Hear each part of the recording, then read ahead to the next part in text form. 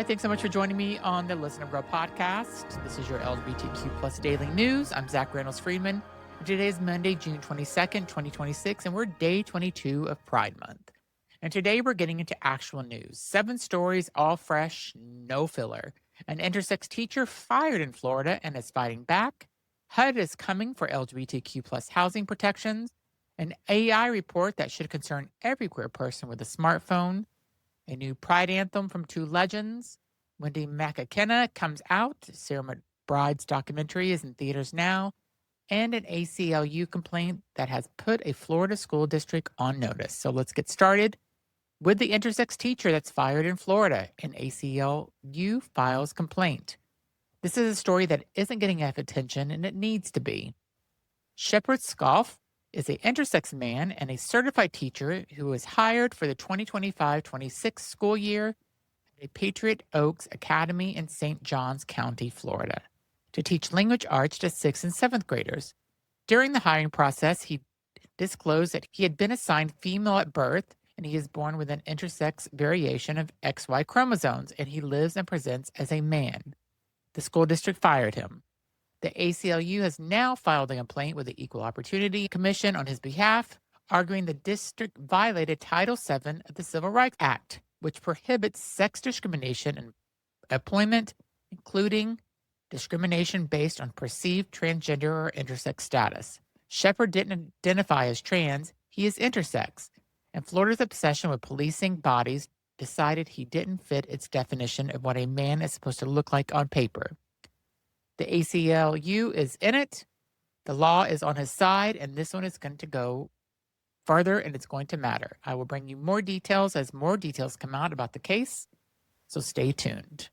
Next, HUD is coming for LGBTQ plus housing protections, and the comment deadline is June 29th. So this one requires immediate attention because you can actually do something about it right now.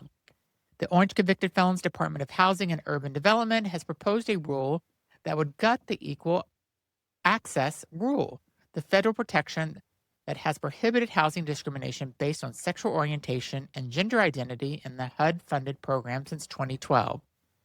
The proposed rule would remove all references to gender identity and sexual orientation from nearly 50 housing regulations, replacing them with a rigid definition of sex based on the Orange Convicted Felons Executive Order.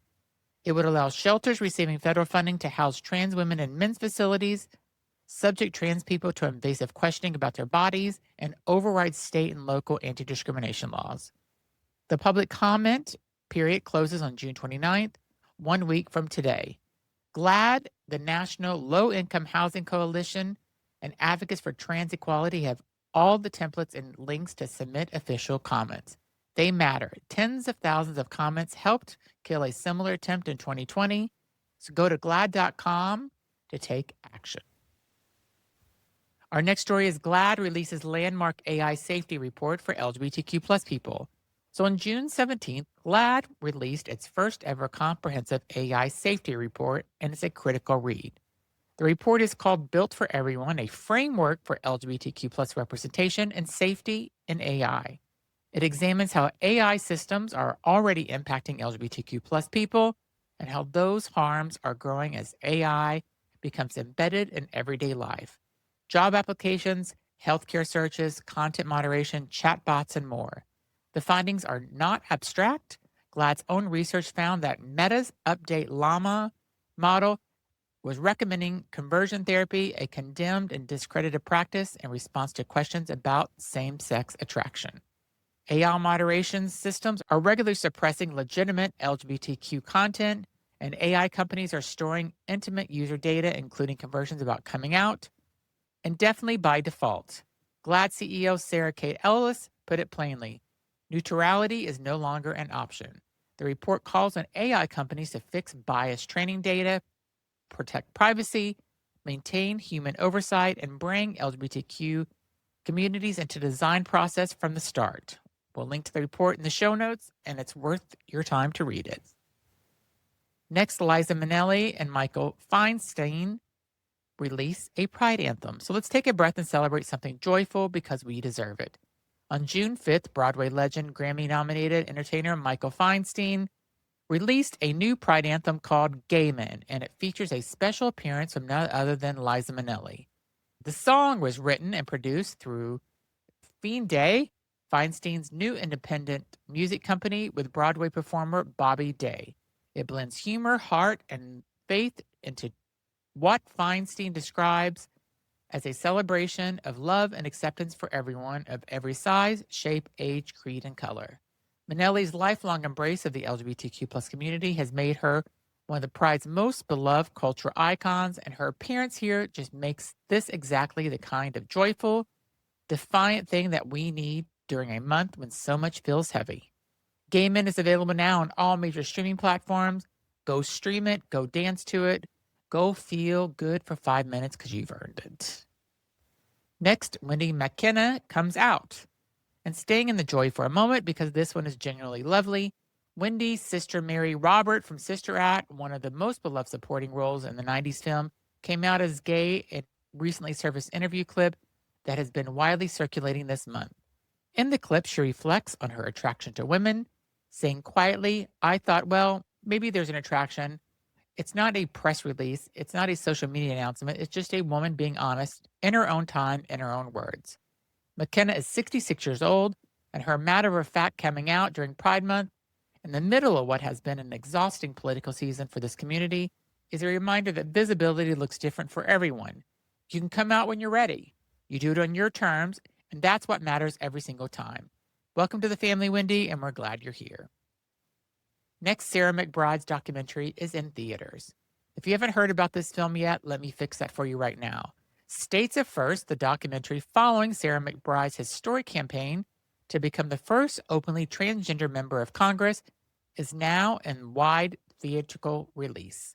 It opened June 12th and has expanded to New York, Los Angeles, Washington, D.C., Dallas, San Francisco, and more cities, with community screenings rolling out nationwide.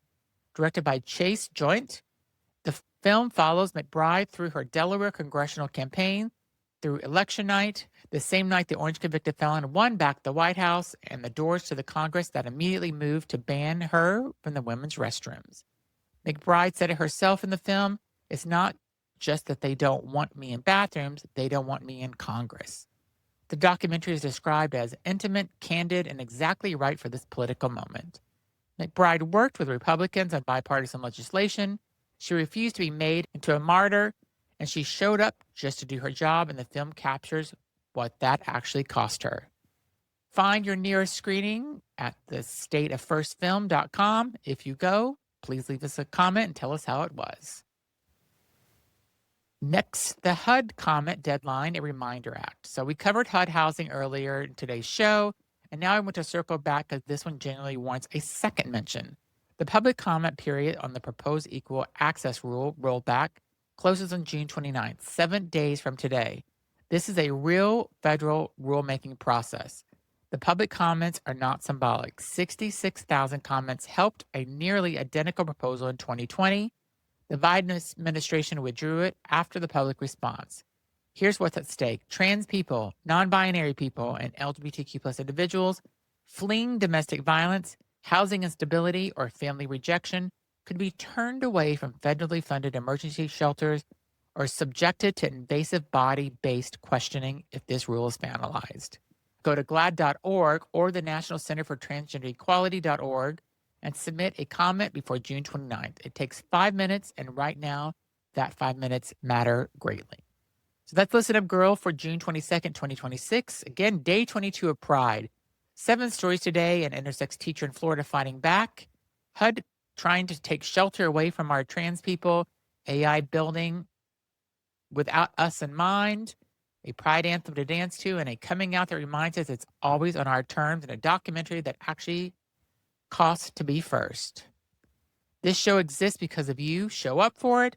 If today helped you, stay informed, subscribe wherever you get your podcast, leave a rating because it generally helps this show find more of our community, and share this episode with someone who needs it. And follow us on social, The Real Zachary on Instagram, for all the daily updates this week.